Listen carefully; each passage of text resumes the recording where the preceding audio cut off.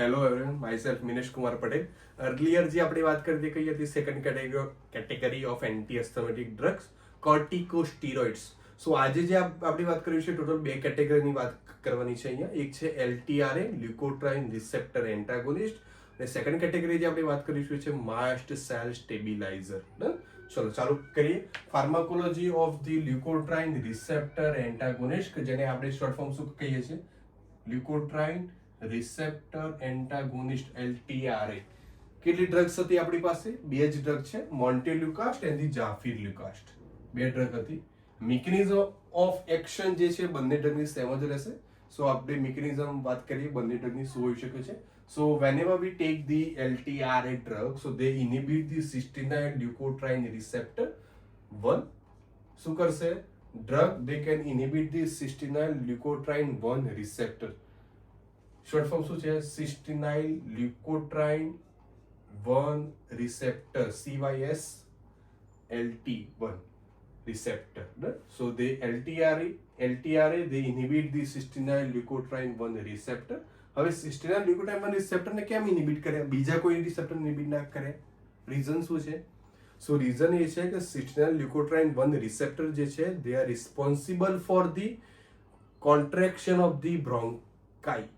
બ્રોન્કિયલ contraction કરવા માટે responsible છે રિસેપ્ટર. કયા? Cysteinyl leukotriene receptor 1. Cysteinyl leukotriene 1 receptor, they are responsible for the contraction of bronchial contraction કરવા માટે રિસ્પોન્સિબલ છે. હવે જે રિસેપ્ટર બ્રોન્કિયલ કોન્ટ્રેક્શન કરાવે છે, અગર એ રિસેપ્ટરને આપણે એક્ટિવેટ થતા બંધ કરી દઈએ તો? યસ. જો રિસેપ્ટર એક્ટિવેટ નહીં થાય તો શું નહીં થાય? બ્રોન્કિયલ કન્સ્ટ્રિક્શન નહીં થાય. સો patient will be relieved from the asthmatic symptom. Yes. So they inhibit the cysteine leukotriene 1 receptor. Because of that, they inhibit the effect of cysteine leukotriene.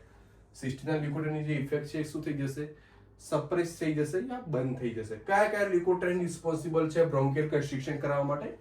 તો એ છે લ્યુકોટ્રાઇન C4, લ્યુકોટ્રાઇન D4 and લ્યુકોટ્રાઇન E4. They are responsible for the bronchial constriction. હવે લ્યુકોટ્રાઇન જ activate નહીં થાય યા તો release નહીં થાય તો શું નહીં થાય? બ્રોન્કિયલ કન્સ્ટ્રિક્શન નહીં થાય. Yes. So they leads to the inhibition of the bronchial constriction. So they inhibit the bronchial constriction. ચલો વાત કરીએ યુઝિસ. યુઝ ક્યાં થશે આ ડ્રગનો? So drugs they are used in the mild to moderate asthma. they used in the mild to moderate, mild ઓછું to moderate એનાથી વધારે કન્ડિશનમાં. સો ત્યાં આપણે અસ્થમાનો ઉપયોગ કરીશું. મતલબ કે અહીંયા થેરાપેટિક ડોઝ અગર આપણે પેશન્ટને આપીશું તો they produce the desire effect. Effect produce કરશે, પણ થોડા સમય પછી ડિઝાયર ઇફેક્ટ જે પ્રોડ્યુસ થઈ જશે કેવી થઈ જશે? ડાઉન, ઓછી થઈ જશે. So that's why we will use in the mild to moderate કન્ડિશનમાં બી આપણે આ ડ્રગનો ઉપયોગ કરી શકીશું.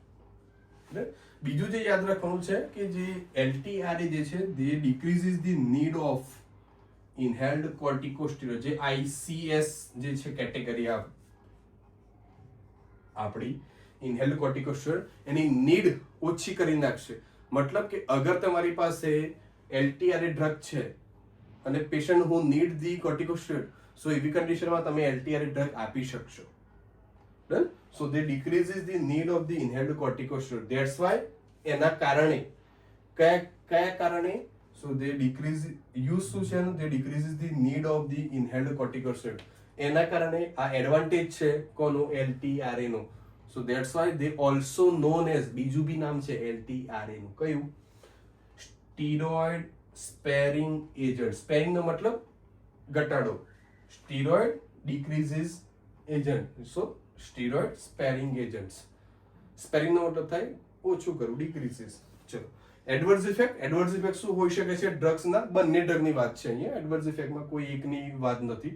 ડિફરન્ટ ફાર્માકોલોજી શું છે એ ફર્ધર ડિસ્કશન કરીશું આપણે.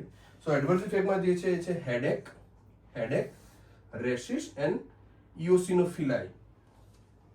ઇઓસિનોફિલ નો મતલબ શું થયો? દે ડિક્રીઝિસ ધી કાઉન્ટ ઓફ ધી ઇઓસિનોફિલ. ઇઓસિનોફિલ જે ઇમ્યુન સેલ જે છે, ઇમ્યુન સેલ્સ નું કાઉન્ટ કેવું થઈ જશે? ગુડ, ઓછું. સો ઇઓસિનોફિલાઇસ. ચલો વાત કરીએ pharmacology of the both drugs, montelukast and the zafirlukast. Montelukast and zafirlukast. So montelukast જે છે એ given orally once a day. orally લેવાની છે અને once a day. કે જ્યારે zafirlukast જે છે એ given orally twice a day, દિવસમાં 2 વાર લેવાની છે. ચલો બીજું જે યાદ રાખવાનું છે કે મોન્ટેલ્યુકાસ્ટ જે છે એ પ્રિફરેબલ ક્યારે લઈ શકાય તો ઇવનિંગમાં.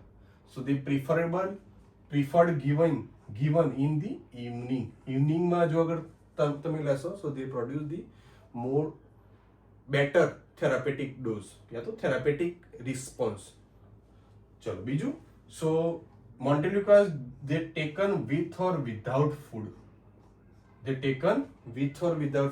જમ્યા પછી લો કે જમ્યા પહેલા લો, કોઈ ઇશ્યુ નથી, બંને સિચ્યુએશનમાં ડ્રગ લઈ શકાય. કે જ્યારે જે ઝાફિલ્યુકાસ્ટ જે છે ટેકન એટ એમ્પ્ટી સ્ટમક, જમ્યા પહેલા લેવાની છે, જમ્યા પછી લેવાની નથી ઝાફિલ્યુકાસ્ટ. સો આ યાદ રાખવાનું છે. બીજું કે મોન્ટેલ્યુકાસ્ટ જે છે મેટાબોલાઇઝડ બાય કયા એન્ઝાઇમ થ્રુ મેટાબોલાઇઝ થશે? So they metabolised by the CYP2C9 and CYP3A4.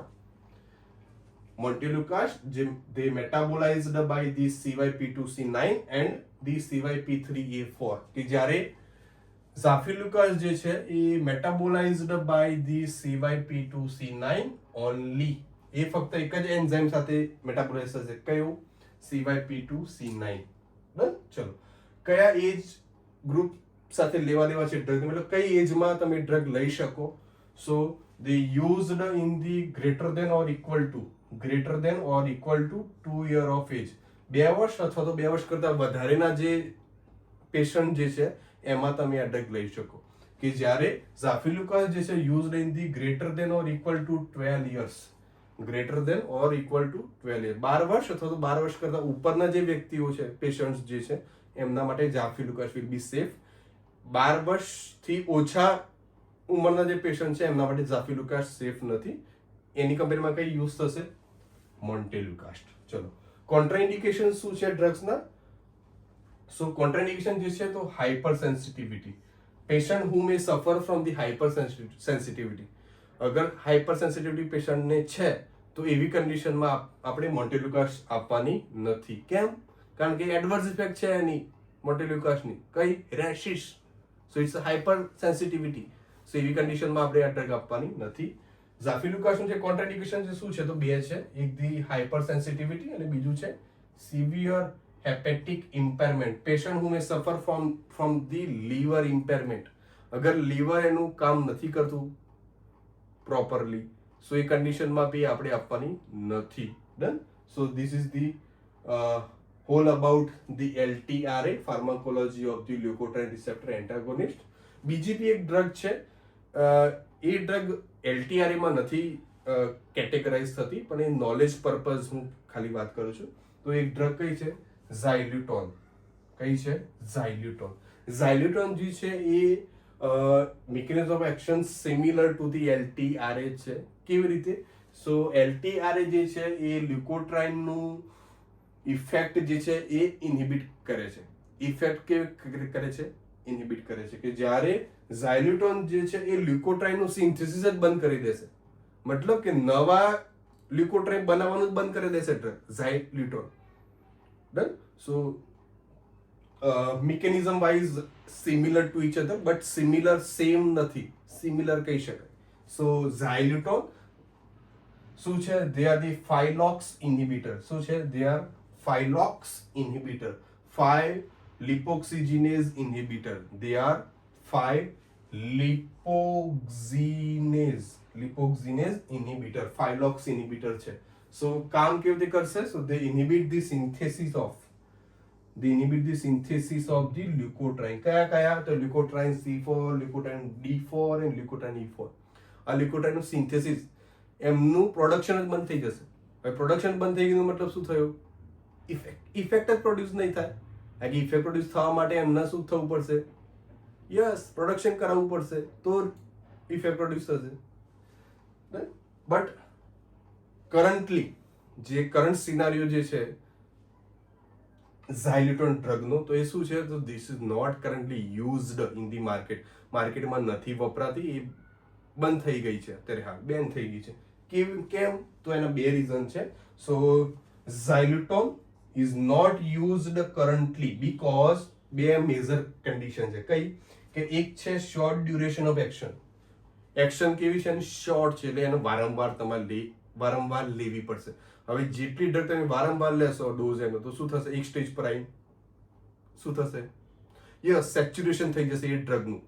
હવે સેચ્યુરેશન હટાવવા માટે તમારે શું કરવું પડશે, હાયર એન્ડ હાયર ડોઝ લેવું પડશે, ત્યારે એ ડ્રગ એને મિનિમમ થેરાપેટિક ડોઝ પ્રોડ્યુસ કરી શકશે.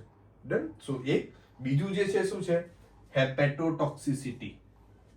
હેપેટોટોક્સિસિટી શું થયું, લીવરના જે હેપેટોસાઇટ સેલ જે સેલ્સ શું થઈ જશે, ટોક્સિક થઈ જશે. યસ, તો હેપેટોટોક્સિસિટી, લીવરમાં ટોક્સિસિટી પ્રોડ્યુસ કરે છે આ ડ્રગ. મિનિમમ થેરાપેટિક ડોઝમાં બી હેપેટોટોક્સિસિટી પ્રોડ્યુસ થતી હતી આ ડ્રગના લીધે. સો મેજર આ બે રીઝનના કારણે ડ્રગ માર્કેટમાંથી કેવી થઈ ગઈ છે, અનઅવેલેબલ, ગાયબ થઈ ગઈ છે, નથી વપરાતી. ચલો done. So this is the whole about the LTRA, leukotriene receptor antagonist. હવે જે ફોર્થ કેટેગરીની જે વાત કરીશું આપણે, કઈ છે, માસ્ટ સેલ સ્ટેબિલાઇઝર. માસ્ટ સેલ સ્ટેબિલાઇઝર નામ પરથી તમને ખ્યાલ આવી જવો જોઈએ. મેં ઓલરેડી પેથોફિઝિયોલોજીમાં બી વાત કરી હતી કે માસ્ટ સેલ સ્ટેબિલાઇઝર છે ક્યાં ટાર્ગેટ કરે છે. સો જ્યારે બી માસ્ટ સેલ ઉપર જે કોમ્પ્લેક્સ બાઇન્ડ થતું હતું, કયું, એન્ટીજન એન્ટીબોડી કોમ્પ્લેક્સ. યસ. સો જે એન્ટીજન એન્ટીબોડી કોમ્પ્લેક્સ જે માસ્ટ સેલ ઉપર બાઇન્ડ થતું હતું અને પછી માસ્ટ સેલનું શું થતું હતું, ડીગ્રેન્યુલેશન. સો તો માસ્ટ સેલ સ્ટેબિલાઇઝર ક્યાં કામ કરશે, સો જે કોમ્પ્લેક્સ જે છે એ બાઇન્ડ થતું હતું એ બાઇન્ડ થવા દેશે નહીં. કયું કોમ્પ્લેક્સ, એન્ટીજન એન્ટીબોડી કોમ્પ્લેક્સ જે માસ્ટ સેલ સાથે બાઇન્ડ થતું હતું, બાઇન્ડિંગ કેવું થઈ જશે, બ્રેક થઈ જશે. જેના કારણે ફાયદો શું થશે કે જે માસ્ટ સેલનું ડીગ્રેન્યુલેશન થતું હતું એ શું નહીં થાય, તો શું થશે ત્યાં, યસ, ડીગ્રેન્યુલેશન નહીં થાય. ડીગ્રેન્યુલેશન નહીં થાય તો હિસ્ટામાઇન જે રિલીઝ થતું હતું સેલ્સમાંથી એ શું થઈ જશે, યસ, રિલીઝ નહીં થાય. અને રિલીઝ નહીં થાય તો શું નહીં થાય, બ્રોન્કોસ્પાઝમ નહીં થાય. ડન. સો આ આપણે પેથોફિઝિયોલોજી ઓલરેડી જોયેલી છે, જો યાદ હોય તો. ડન. સો મિકેનિઝમ બી સેમ સિમ્પલ છે. જો અગર તમને પેથો યાદ હશે તો સેમ આપણે એ જ સ્ટેપ રિપીટ કરવાના છે, બટ ઇન્હિબિશન થ્રુ આપણે એને લેશું. સો કઈ ડ્રગ છે, જો ડ્રગ છે cromolyn sodium, nedocromil and the ketotifen. આપણી પાસે 3 ડ્રગ હતી. કઈ, cromolyn sodium, nedocromil and the ketotifen. ચલો વાત કરીએ મિકેનિઝમની. So whenever we take the mast cell stabiliser, જ્યારે બી માસ્ટ સેલ સ્ટેબિલાઇઝર લેશું તો શું થશે, they inhibit the mast cell granulation. Done. જે ડીગ્રેન્યુલેશન થતું તે શું થઈ જશે, બંધ થઈ જશે. સો દે ઇનહિબિટ ધી માસ્ટ સેલ ગ્રેન્યુલેશન. એનાથી ફાયદો શું થશે, યસ, જે ડીગ્રેન્યુલેશન થતું હતું કે જે ડીગ્રેન્યુલેશન થયા પછી સ્ટમે રિલીઝ થતું હતું, તો અહીંયા શું થશે, સ્ટમે રિલીઝ થશે નહીં. Yes. So they inhibit the mast cell granulation. Because of that, they decreases the releases of the histamine and other mediators. So they decreases the bronchospasm and the bronchial inflammation. Then so they used in the asthma drug વપરાશ. Easy? બહુ easy છે. Already જો તમે મારો video જોયો હોય પેથોફિઝિયોલોજી of asthma, સો એમાં already મેં જે ડ્રગ્સ કેટેગરી છે એને મેં ટાર્ગેટ કરી હતી પેથોફિઝિયોલોજીમાં કે કઈ જગ્યાએ ડ્રગ ટાર્ગેટ કરે છે અને એક્શન પ્રોડ્યુસ કરે છે. સો એ વિડીયો જોયો હશે તો આ મિકેનિઝમ એક્શન ઓલરેડી તમને ઇઝીલી સમજમાં આવશે. ચલો બીજું જે ફાર્માકોલોજી જે આપણે યાદ રાખવાનું છે એમાં એ કયું છે, તો cromolyn sodium and the nedocromil they given by the inhalational route. આ બે ડ્રગ જે છે cromolyn sodium and the nedocromil, so they given by the inhalational route. કે જ્યારે કીટોટિફેન જે છે they given by the orally. એ ડ્રગને આપણે કેવી રીતે લેશું, ઓરલી લેશું. ડન. હવે જનરલી કેવું હોય કે રૂટ ઓફ એડમિનિસ્ટ્રેશન જો બદલાઈ જાય સો એડવર્સ ઇફેક્ટ બી બદલાઈ જાય. સિમિલર ના હોઈ શકે, સેમ ના હોઈ શકે. કદાચ નિયર બાય સિમિલર હોય તો વેલ એન્ડ ગુડ, બટ એવું હોય કે રૂટ ઓફ એડમિનિસ્ટ્રેશન બદલાઈ જાય તો એડવર્સ ઇફેક્ટ બી બદલાય ડ્રગ્સની. સો એડવર્સ ઇફેક્ટ બી જે જોઈશું આપણે એ બંનેની અલગ અલગ જોઈશું. ચલો યુઝિસ. તો યુઝ ક્યાં થશે? યુઝ જે થશે મેઇન પર્પઝ જે કયું છે એનું યુઝિસમાં અસ્થમા. બીજો જે યુઝ થશે એલર્જીક રિનાઇટિસ. જનરલી શિયાળાની ઋતુમાં વિન્ટરમાં એલર્જીક રિનાઇટિસ થવાના ચાન્સીસ બહુ વધારે હોય છે અને એલર્જીક કન્ડિશન છે. જો તમે એલર્જીને મટાડી દો તો સેકન્ડરી ઇન્ફેક્શન થવાના ચાન્સ કેવા થઈ જશે? નિયર બાય 100% ડિક્રીઝ થઈ જશે. સો એલર્જી મટાડી દો તો સેકન્ડરી ઇન્ફેક્શન ના થાય. સો સેકન્ડ યુઝ જે કયું છે એલર્જીક રિનાઇટિસ. એડવર્સ ઇફેક્ટ જે છે આ ડી કઈ છે? તો એડવર્સ ઇફેક્ટમાં થ્રોટ એન્ડ નઝલ ઇરિટેશન.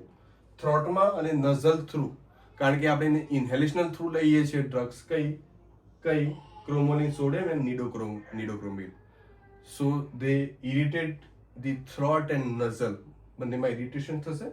બીજું શું થશે? કફ થશે, કફ એન્ડ ધી રેશિશ. પણ આ જે એડવર્સ ઇફેક્ટ છે કોની છે? Yes, cromolyn sodium and the nedocromil. આ બંનેની એડવર્સ ઇફેક્ટ છે. આ કે બંને આપણે કયા થ્રુ લઈએ છીએ? ઇન્હેલેશનલ થ્રુ લઈએ છીએ. યસ. ધેન જે લાસ્ટ ડ્રગ છે કઈ છે? કીટોટિફેન. કીટોટિફેન શું છે? Ketotifen they are the H1 receptor antagonist. જે H1 રિસેપ્ટર છે એને એન્ટાગોનાઇઝ કરી નાખશે. સો જે એડવર્સ ઇફેક્ટ પ્રોડ્યુસ થશે એ બી કેવી થશે? Related to the H1 receptor. So adverse effect કઈ છે? Sedation, weight gain and the dry mouth. શું થઈ જશે? Dry mouth. Done. So this is the whole about the two category of the anti-asthmatic drug. બે main category જે હતી એ કઈ? LTRA and mast cell stabilizer. Done. So thank you for watching a video. Hello everyone, myself Minesh Kumar Patel. Last વિડીયોમાં જે આપણે વાત કરી હતી LTRA, લ્યુકોટ્રાઇન રિસેપ્ટર એન્ટાગોનિસ્ટ, અને જે બીજી વાત કરી હતી માસ્ટ સેલ સ્ટેબિલાઇઝરની. આજના વિડીયોમાં જે આપણે વાત કરવાની છે એ બે જે લાસ્ટ કેટેગરી છે એન્ટી અસ્થમેટિક ડ્રગની એની વાત કરીશું. સો કઈ બે લાસ્ટ બચી છે? તો એક છે IgE રિસેપ્ટર એન્ટાગોનિસ્ટ અને બીજી છે કઈ છે? IL-5 interleukin 5 ઇન્હિબિટર્સ. આ બે કેટેગરીની આજે આપણે વાત કરવાની છે. ચલો ચાલુ કરીએ. સૌથી પહેલી કેટેગરી કઈ છે? સો IgE રિસેપ્ટર એન્ટાગોનિસ્ટ. IgE રિસેપ્ટર એન્ટાગોનિસ્ટમાં આપણી પાસે એક જ ડ્રગ છે. કઈ? ઓમેલિઝુમાબ. કઈ? ઓમેલિઝુમાબ. સો IgE રિસેપ્ટર એન્ટાગોનિસ્ટ.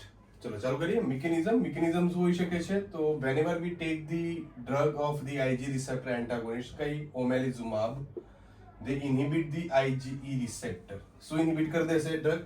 IgE receptor ને. હવે જો તમને યાદ હોય અર્લિયર વિડીયોમાં આપણે પેથોફિઝિયોલોજી ઓફ અસ્થમાની વાત કરી હતી કે IgE રિસેપ્ટર કઈ જગ્યાએ ફાઉન્ડ થાય છે?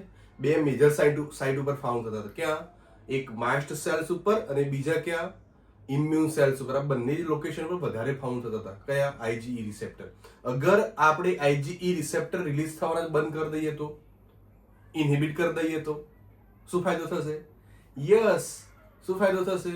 કે જે માસ્ટ સેલનું જે ડીગ્રેન્યુલેશન થતું તે નહીં થાય. ડીગ્રેન્યુલેશન નહીં થાય તો હિસ્ટામાઇન રિલીઝ નહીં થાય, અને હિસ્ટામાઇન રિલીઝ નહીં થાય તો બ્રોન્કોસ્પાઝમ નહીં થાય. અને એક બીજી બાજુ કે જ્યાં ઇમ્યુન સેલ્સ હતા સો ત્યાં શું થશે? જે ઇન્ફ્લામેટરી મીડિયેટર્સ જે હતા એ રિલીઝ નહીં થાય, અને ઇન્ફ્લામેટરી મીડિયેટર રિલીઝ નહીં થાય તો શું નહીં થાય? અલ્ટિમેટલી શું નહીં થાય? યસ, બ્રોન્કિયલ ઇન્ફ્લામેશન નહીં થાય. Done. So drug they inhibit the IgE receptor ઇન્હિબિટ કરી દેશે. એના કારણે ફાયદો શું થશે? સો બે જગ્યાએ ફાયદો થશે, બે ડિફરન્ટ લોકેશન ઉપર. કયા? સો they inhibit the mast cell ગ્રેન્યુલેશન. જે માસ્ટ સેલનું ડીગ્રેન્યુલેશન થતું એ શું થઈ જશે? ઇન્હિબિટ થઈ જશે. અને બીજું શું થશે?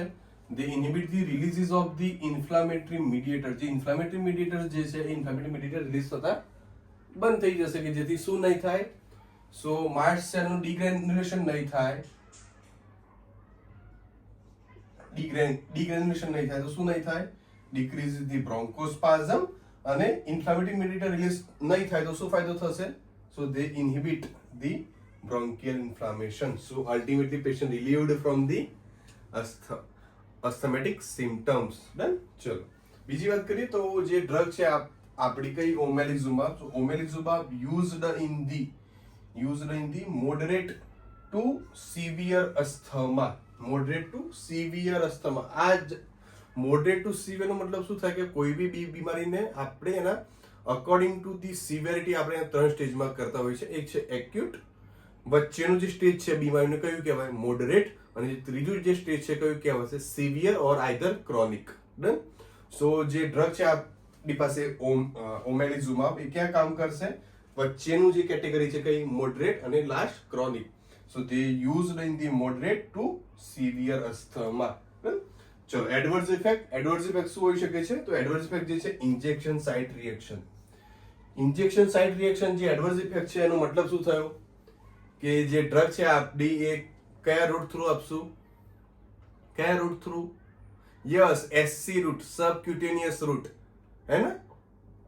સબક્યુટેનિયસ રૂટ કે જે સ્કિનનું લેયર છે એ થ્રુ ધી સ્કિન આપણે ડ્રગને એડમિનિસ્ટર કરીશું. એટલે જે જગ્યાએ આપણે ઇન્જેક્શન આપ્યું હશે ત્યાં ઇન્જેક્શન સાઇટ જે હશે ત્યાં રિએક્શન થવાના ચાન્સીસ છે. સો ઇન્જેક્શન સાઇટ રિએક્શન. બીજું, the increases the risk of the infection risk વધારશે. બીજું, somnambulism. somnambulism નો મતલબ શું થયો? excessive sleepiness, તમને ઊંઘ બહુ આવશે. Done. So this is the whole about the IgE receptor antagonist. જે લાસ્ટ કેટેગરી છે એ કઈ છે? ઇન્ટરલ્યુકિન 5 ઇન્હિબિટર્સ. અગર IL-5 ઇન્હિબિટર અગર આપણે બંધ કરી દઈએ તો શું નહીં થાય? અલ્ટિમેટલી એલર્જીક રિએક્શન જે પ્રોડ્યુસ થતી હતી કઈ ગઈ? બ્રોન્કોસ્પાઝમ એન્ડ બ્રોન્કિયલ ઇન્ફ્લેમેશન નહીં થાય. ડન. ચલો ચાલુ કરીએ. તો ઇન્ટરલ્યુકિન 5 ઇન્હિબિટર્સમાં આપણી પાસે કેટલી ડ્રગ છે? 3 ડ્રગ છે. કઈ? સો એક છે મેપોલિઝુમાબ, then the racilizumab and the benralizumab. ચલો મિકેનિઝમ. તો મિકેનિઝમ જે છે ત્રણની સેમ રહેશે. So whenever we take the IL-5 interleukin 5 inhibitors, so they decreases the maturation, activation and recruitment કોનું? ઇયોસિનોફિલ્સ નું. જે આપણા ઇમ્યુન સેલ જે છે એ ઇમ્યુન સેલ્સ નું શું કરી દેશે? એ રિક્રુટમેન્ટ બંધ કરી દેશે. બીજું શું બંધ કરી દેશે? મેચ્યુરેશન. બીજું શું બંધ કરશે? એક્ટિવેશન. ડન. સો અગર ઇયોસિનોફિલ્સ કાઉન્ટ જે છે એ ઘટી ગયું યા તો એ નવા બનવાની પ્રોસેસ બંધ થઈ ગઈ, એક્ટિવેટ થતા બંધ થઈ ગયા, તો શું ફાયદો થશે? સો they inhibit the allergen induced bronchospasm, જે bronchial constriction જે આપણે કહીએ છીએ કયું? bronchospasm and the bronchial inflammation. આ બંને વસ્તુ શું થઈ જશે? બંધ થઈ જશે. So ultimately patient will be relieved from the asthmatic symptoms. Done. ચલો લાસ્ટ પોઈન્ટ જે આપણે યાદ રાખવાનો છે IL-5 ઇન્હિબિટર્સમાં એ કયો છે? સો ઇન્ટરલ્યુકિન 5 ઇન્હિબિટર્સ જે છે they are used in the uncontrolled asthma. ક્યાં વપરાશે?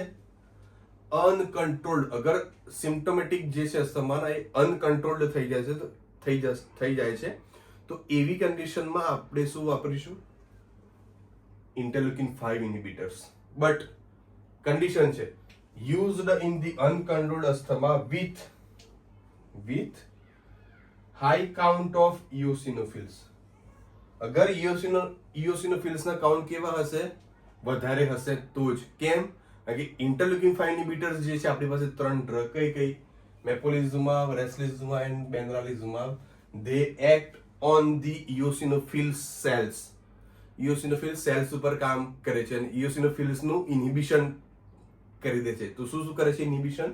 so they inhibit the maturation of the cell, activation of the cell and recruitment of the cell.